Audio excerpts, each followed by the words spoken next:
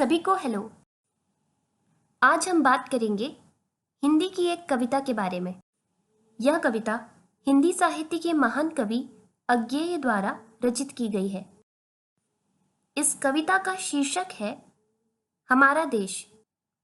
इस कविता में कवि ने भारत देश और इस देश के गांवों के बारे में वर्णन किया है। इस कविता के माध्यम से कवि हमसे एक सवाल करते हैं कि हमारा देश कहाँ बसता है। यह देश गांव में बसता है। हमारे देश के अनेक राजनेताओं एवं विशेषज्ञों का भी यही मानना है कि वास्तव में हमारा देश गांव में बसता है। हमारे देश में कई सारे गांव हैं और हमारे देश के असंख्य लोग अपना जीवन गांव में बिता रहे हैं। महात्मा गांधी का भी यही मानना था कि भारत की अधिक जनसंख्या गांव में निवास करती है। उन्होंने गांव-गांव जा जाकर लोगों को प्रोत्साहित किया और भारत को आज़ादी दिलाने में अपना महत्वपूर्ण योगदान दिया। स्वतंत्रता के बाद विकास की किरणें दूर दराज के क्षेत्र तक नहीं पहुंची है। शहरों के मुकाबले गांव आज विकसित नहीं है। हमें ऐसी योजनाएं बनानी चाहिए, कदम उठाने चाहिए जिससे गांव का विकास हो। इस कविता के माध्यम से कवि एक तस्वीर स्वतंत्रता के बाद की हमारे सामने खींचता है। हमारे देशवासियों के कठिन संघर्षों के बाद हमारे देश को स्वतंत्रता मिली। यदि हम आज अपने देश को देखें तो स्वतंत्रता के बाद हमारा देश उतना विकसित नहीं हुआ है जिसकी हमने कल्पना की थी। यदि हम आज शहरों को देखें तो वहाँ पर पक्की इमारतें हैं, सड़कें हैं, अच्छे विद्यालय, अस्पताल और सभी प्रकार की सुविधाएं उपलब्ध हैं। परंतु गांव उस विकास की परिधि से बाहर रहे हैं। शहरों के लोगों को विकास का उचित लाभ मिल रहा है, परंतु गांव के विकास के लिए लोगों ने ध्यान नहीं दिया है। गांव के लोग शहरों में जाकर काम करते हैं और देश के विकास के लिए अपना योगदान देते हैं, परंतु इससे गांव वासियों को कोई लाभ नहीं मिलता। कवि ने इस कविता में एक महत्वपूर्ण बात का वर्णन किया है। वे गांव और शहर की तुलना करते हुए कहते हैं कि शहर आधुनिकता के प्रतीक है।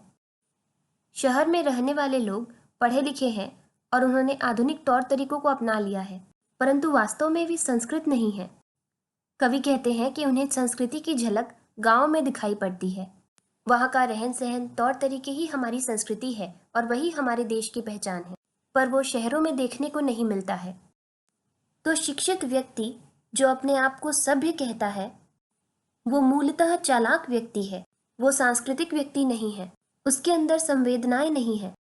परंतु गांव में रहने वाले व्यक्ति छल कपट से दूर बड़े ही साधारण और सरल होते हैं। इस कविता की शुरुआत में कवि कहते हैं कि झोपड़ों में हमारा देश बसता है। सच्चा भारत गांव में निवास करता है, परंतु उनके पास पक्की छतें नहीं हैं। वहाँ के लोग झोपड़ों में रहते हैं, जिनके मकान की छतें घास फूस और तिनकों से बनी हुई हैं। गर्मी और बारिश में आज भी उन्हें कष्ट उठाना पड़ रहा है।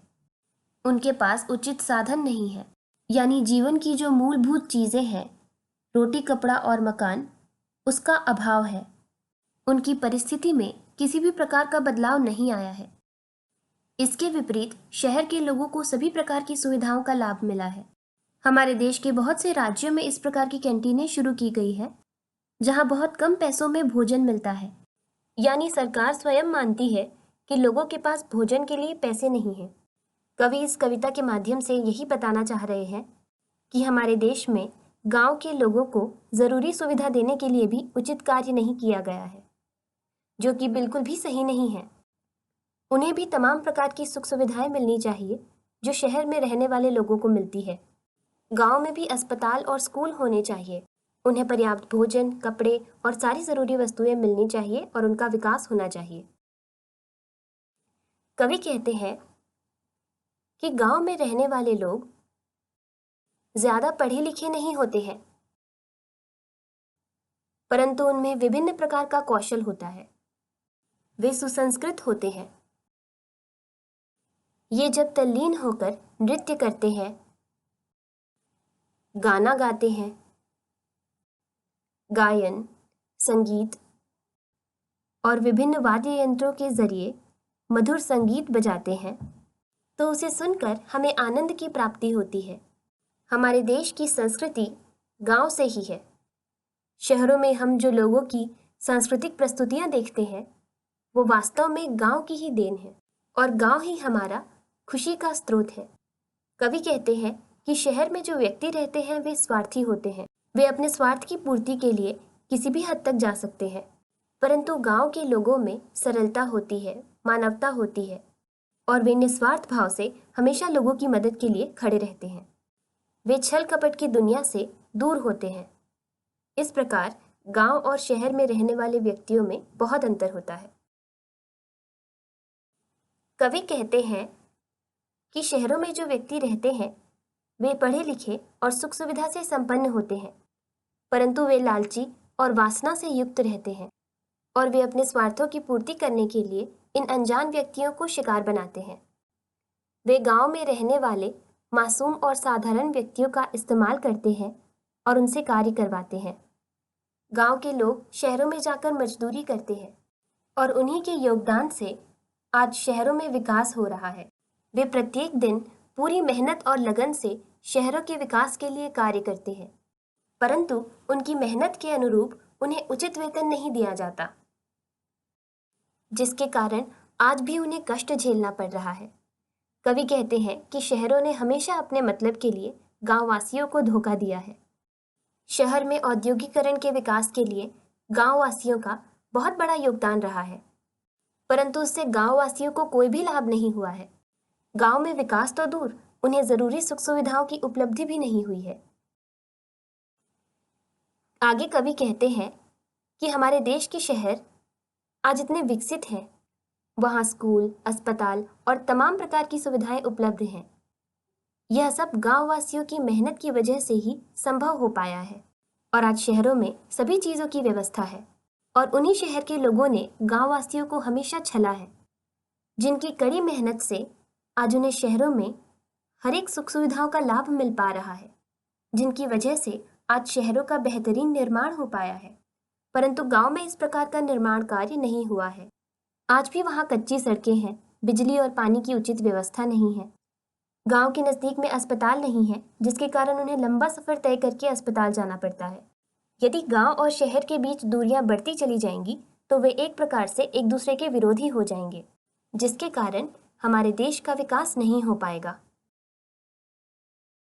यदि आप देखें कि हर रोज टीवी और अखबारों में हम समाचार पढ़ते हैं कि हमारे देश में दंगे हो रहे हैं, कहीं विरोध हो रहा है, शारीरिक शोषण हो रहे हैं, इस प्रकार की तमाम खबरें हम पढ़ा करते हैं, जिसमें हम ज्यादातर देखते हैं कि गांव के भोले भाले लोग शहर के चालाक लोगों के चंगुल में फंस जाते हैं।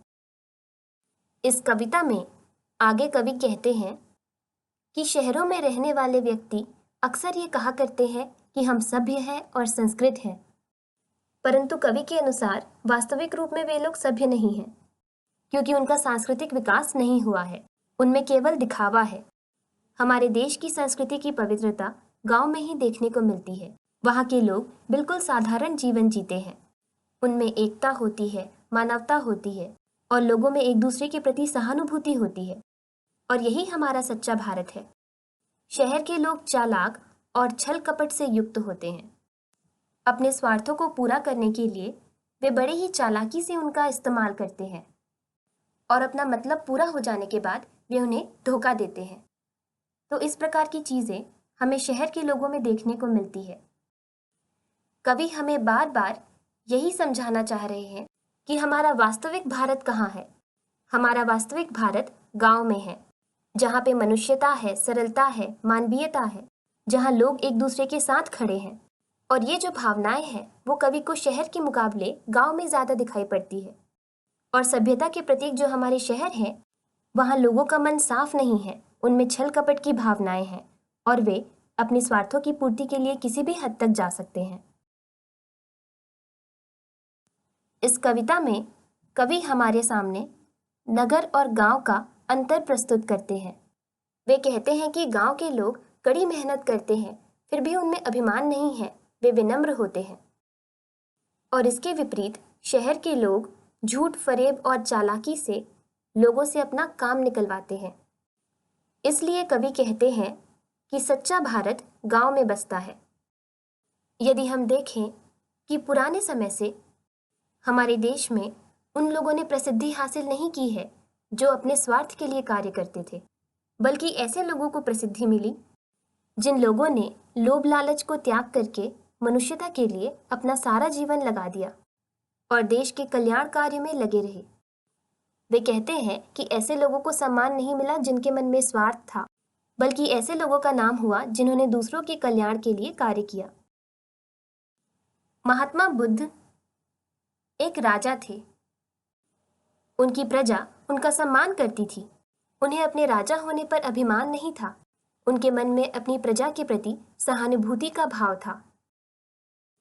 इसीलिए उन्होंने अपना राजपाट छोड़कर मनुष्यता के लिए कार्य करना शुरू किया और उन्होंने अपना सारा जीवन लोगों के लिए कल्याण कार्य करने में बिता दिया।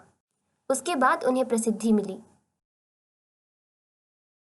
अशोक तब तक प्रसिद्ध नहीं थे जब तक वे एक बड़े राजा और योद्धा थे।